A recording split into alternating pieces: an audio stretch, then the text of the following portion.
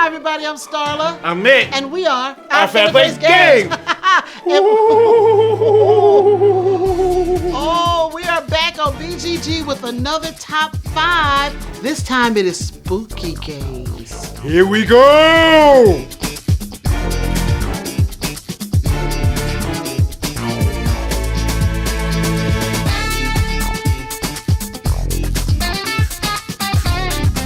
Everybody, we're going to kick this show off like we do every month. Yes. And we're going to talk about some of our favorite things that are spooky or Halloween-esque. Because it's Halloween time. It is Halloween it's time. Halloween time. Yes. It's scary time. Like when you're going down the road, you see all those billboards of those scary houses and all that stuff that I do not want to go to. You won't go. I'm not. Because let me tell you, family.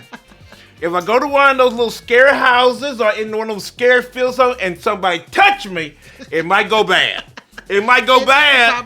It might go bad for somebody. So no, we ain't gonna do that. But you know what? Halloween always invokes, that feeling of fall because it's cool and you got the pumpkins out. And the pumpkins, yes. We've got to revive our pumpkins every year. Ooh yes. and ah. Ooh and ah. We got to get ooh We and love ah. ooh and ah because from when Grant was a small kid, we always had ooh and ah. Every These year two we have pumpkins. a new ooh and ah. Yes, and we've done that forever. So we're going to keep on doing and that. We're going to get them and paint them and get them ready to show. Yeah, we forgot about ooh and ah. I forget ooh and ah. Yeah, don't forget ooh and ah. Yeah, got to do ooh and ah. And of course, we love Halloween candy. Now, I do love Halloween candy. Do. Yes, and I try to find Halloween candy somewhere. If it's at work or somewhere, an event, we gotta get some Halloween candy. Everything except the dreaded candy corn. No, I don't do that. I don't do no candy corn. No I don't candy do that. corn. That's not even right. I know. What kind of candy is that? I don't know. Some kind of sugar. What is that? Made out of corn syrup or something. I don't know what it is. Now this Halloween stuff is really Americanized stuff. Is. So it's American. So we just tell you what's going on over here in the U.S. And we've already done our visit to Spirit Halloween. Yes. Now, family, if y'all don't know about Spirit Halloween, it's this company that sells Halloween stuff that somehow occupies a dead store. When a store dies, here comes Spirit Halloween. They just got pop. Then there goes Spirit Halloween. Sometime around September, they're gonna pop up at a dead store near you. Yes, because we had one that was it was a drugstore on the corner. They took that over. I'm like, what the? Where's Spirit Halloween come from? It's kind of apropos that they take over dead stores. Yes, that is kind of, that's kind of. Now, Starla, what about horror movies? Now, I got an issue, family. I don't like horror movies. I get scared very easily, and I will scream. Like jump scares. I don't like jump. Ooh, I hate jump scares. Ooh. Now, what about you? Well, I can watch them. They don't bother me at all. Really? They don't bother me at all. They never bother you. You can look at horror movies and it never bother you. No, it doesn't scare me at all. Because I know it's not scares. real. I know it's not real. That is true. The zombie ain't around. No. And I don't want no zombie to be around. So that's a good thing. But I do love the costumes. Yes. I do love dressing up. And at any time I can dress up, family, for with a costume, I would do it. At work or at an event, I will dress up and do something. From Star Trek to medieval times to Gladiator, I'm doing it. I can always depend on Mick when we would take Grant trick-or-treating or to some type of Halloween event. When he was little, Mick would dress up, I would not. Yes. So he and Grant would dress up and wear their outfits. She won't dress up, family. do it. But she said for the Renaissance Festival, she might do it. I just might do it. And I'm going to take pictures. All right, everybody, we're going to go into our top 5 spooky games. Spooky games. For the month of October. Whew, I'm scared already.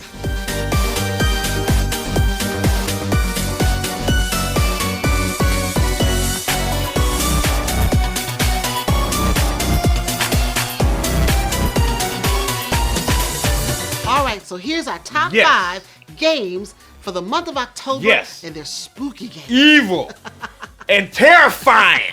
Yes, I'm ready for them. I'm ready for them. Every month, I always put the list in alphabetical order. Yes, you do. Every time. Yes. Not order of preference. No, because they're all precious in our sight. Yes, we know. Yes. All right, so let's kick this list off with our first game on the list. Yes. A big favorite of mine. Dead of Winter. Yes, zombies all over the place. Dead of Winter, a crossroads game, challenges 2 to 5 players to survive in a struggling colony after most of humanity has turned into flesh-craving monsters. Players must endure a brutal winter in a post-apocalyptic world.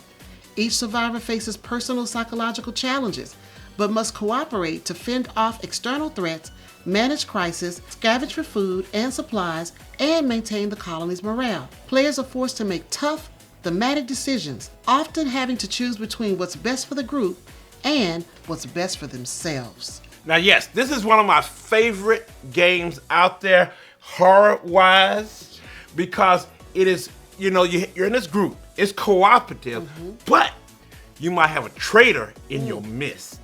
And that traitor is trying to mess up stuff, but you really don't know what they're doing. But you're trying to go along, trying to keep your colony alive from all these zombies and all this other stuff. Then you got to go out into the community that's all messed up and try to find supplies at like a dead school or a gas station while you battling zombies and stuff and all this. You might get bit and might get hurt. Oh, it's so much. And then it's this dice. It's this die. It's this little evil die that if you roll it and if it comes up with these teeth, you're dead. Ooh. Just instantly. If the zombie gets you, you're just gone. You're gone. It is an evil little die. But this is a great game. Well, great game. You lost me at cooperative. But let me tell you something. Now, this is a little bit of a twist because while you're still trying to do stuff, you have your own objectives. Sometimes you have your own objectives that you have to try to do, and you might win it overall. Even though you're trying to work together with everybody, you still have your own objectives. Plus you have this one crazy person in the midst, this traitor, trying to mess up everything. So it is a really good game. Good game. That's a good game. All right, so that's our first one. Yes. Now the second one on our list is Fury of Dracula. Oh yes. In Fury of Dracula, a thrilling gothic adventure, one player becomes Dracula while up to 4 others take on the roles of famous vampire hunters from Bram Stoker's novel. Dracula has returned with a dark ambition to dominate Europe by building an undead empire. Using a secret deck of location cards, Dracula moves stealthily across the continent, leaving behind dangerous encounters and events for the hunters in pursuit. This is a good one too. Now, I really like this one because it's that hidden movement. Yeah, I've only played this game once. Yeah, I've played it a few times. You played it several times. Yes, I played it several times. And I like it because, if you're Dracula, you're trying to hide, trying to move around, while you got all these different players from Van Helsing, all of them, trying to come at you and try to kill you. You're going to track him down. And trying to track him down. That's right. before time runs out. Because you're going against a timer. And you're trying to get, you're trying to do all the damage you can by going all over Europe, trying to mess with folk, while the team of Dracula hunters is trying to come at you. I really do like this game. And it's gone through several different, versions, and we have version 3. But I really like version 3 because it's got that old school kind of art to it, and I really do like it. Yeah, it's a fun time. That hidden movement is really cool. Well, that's Fury of Dracula. Yes. Now the third one on our list, I got a lot of issues with this one. Oh yeah, here we go. Let's do it. And that's Mysterium. Yes. In the 1920s, renowned astrologer Mr. MacDowell sensed a supernatural presence among entering his new home in Scotland.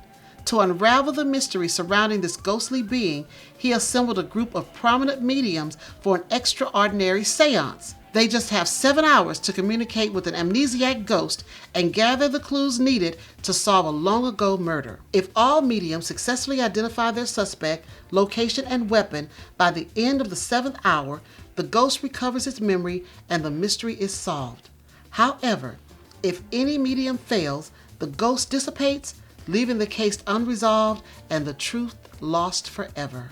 Now, I like the game, but you got issues with the game. I've always had issues with the game because the pictures on the cards always mess me up. I never can understand but it's a dream. What I'm trying to convey. It's dreaming. The ghost is giving us clues in our dreams and all that craziness, so you're trying to interpret what it's trying to say. Maybe I'm just not good at seances. Maybe you're not good at just interpreting crazy stuff. Or maybe I'm not good at talking to ghosts. Because I like it because this is clue 2.0. It is not. It's Clue It is 2.0. not Clue. Who killed who?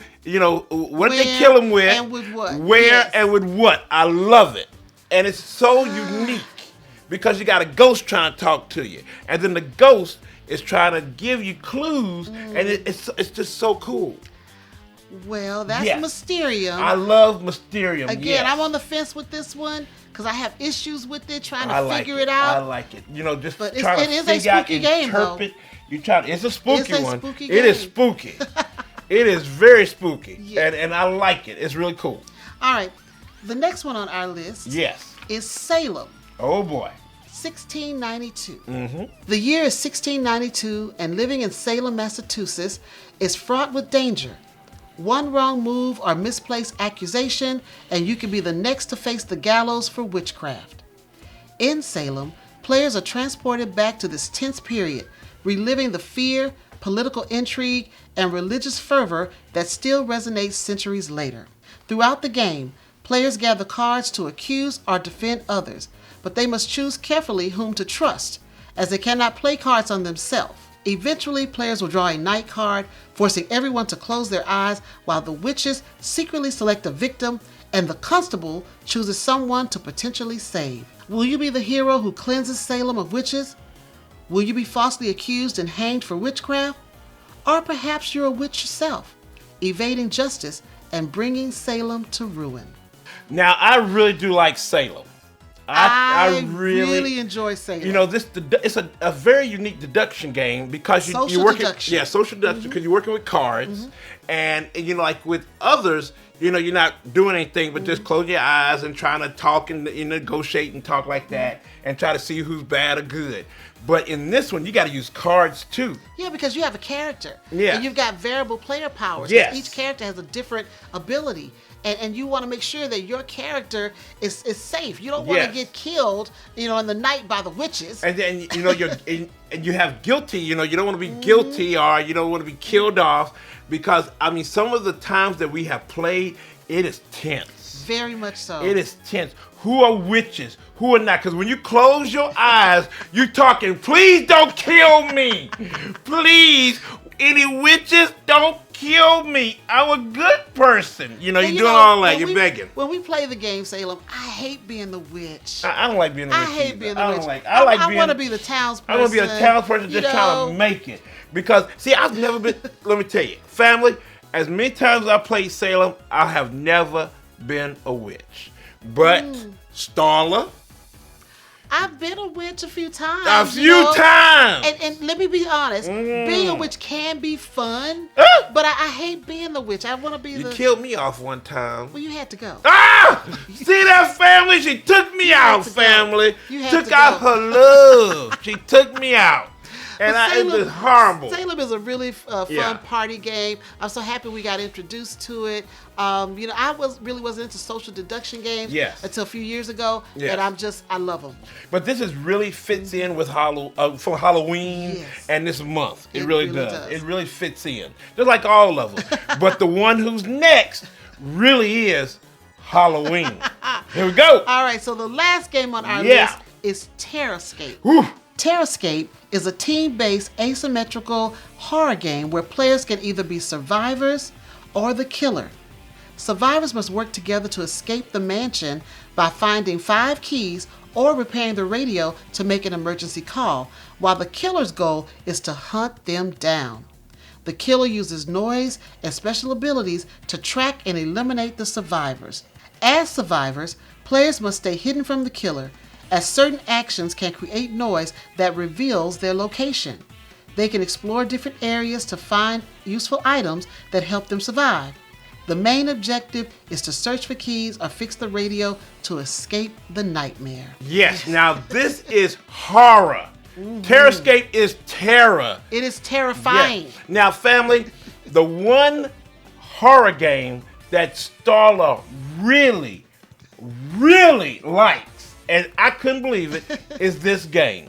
You really like this game? I really do. This game really took me by surprise. Yes, because out of all the horror games that I play, and all the horror games that you say you don't want to play, which ones I do play, this is the one game, the one scary game you play, and you like it. It took me by surprise. And it has a little co-op in it, too. Yes, it does, family. It has co-op in it, and she plays it. Very little. But you know what? It took me by surprise. When I saw the game for the first time and I saw this big, huge mansion that you have to build. Huge. I was intrigued. Yes. And then when we started to play it, I really got into it. Yeah. You know, I got into it. I was trying to hide from the killer. And you're using cards, too. You're using cards and like a little drafting and stuff. It's really interesting. Very reminiscent of horror movies. Yeah, it's very. They really captured that essence in this game. Because it's hidden movement. And then what's so unique about it is that each side has, you know, the villain, you know, the killer. Yes. And you're moving around, seeing where it is, and then, you know, you're trying to see where all the the survivors are. Well, they're not really surviving, they just running. You know, you might as well hiders. The hiders, you know, you just call them victims, almost victims.